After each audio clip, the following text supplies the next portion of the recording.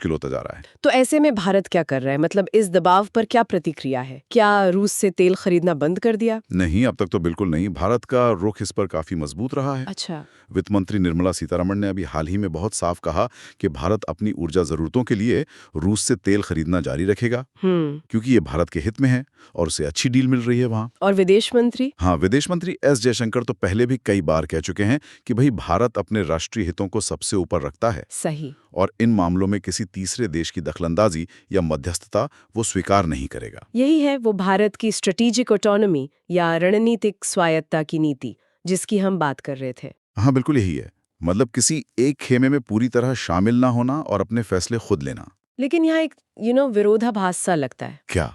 ORF के लेख में भी ये बात है कि एक टाइम था जब अमेरिका इसी स्ट्रेटेजिक ऑटोनॉमी की तारीफ करता था। हाँ, ये सही है। इसे भारत की स्वतंत्र विदेश नीति का प्रतीक मानता था। जी। और अब वही चीज तनाव की वजह बन रही है। हाँ, ये एक दिलचस्प मोड़ है।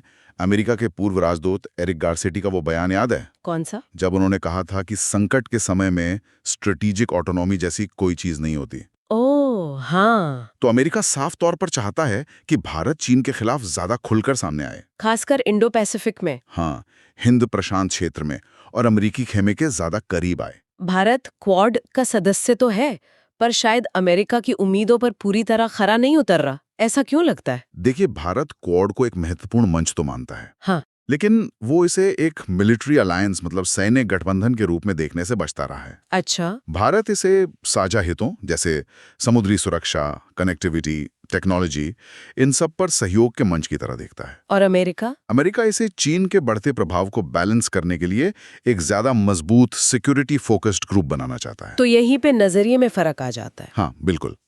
भारत अपनी रणनीतिक स्वायत्ता बनाए रखना चाहता है। वो किसी सैन्य गुटबंदी में फंसना नहीं चाहता। एक स्रोत, वो दैनिक जागरण का यूट्यूब वीडियो, उसमें अमेरिका के पिछले रिकॉर्ड और दोहरे मापदंडों की भी बात की गई है। हाँ। खासकर पाकिस्तान और तालिबान के संदर्भ में। क्या वो आज के कॉन्टेक्स्ट में रेलेवेंट है? हाँ, वो विश्लेषण इतिहास की याद दिलाता है। जरूरी है वो। कैसे? कैसे अमेरिका ने शीत युद्ध में अफगानिस्तान में सोवियत संघ के खिलाफ लड़ने वाले मुजाहिदीन का साथ दिया था। हाँ, जिनमें से कई बाद में तालिबान बने। बिल्कुल। और कैसे अमेरिका के पाकिस्तान के साथ जो गहरे रिश्ते रहे हैं वो हमेशा भारत के लिए चिंता की बात रहे हैं। सही। तो ये इस बात पर जोर देता है कि हर देश, अमेरिका भी, अपने स्ट्रैटेजिक इंटरेस्ट्स को सबसे ऊपर रखता है। तो भारत को भी अपने राष्ट्रीय हित देखने होंगे। हाँ, बिल्कुल। और इसी जटिल बैकग्राउंड में भारत के सीडीएस जनरल अनिल चौहान का वो हालिया बयान भी देखिए। क्या कहा उन्होंने?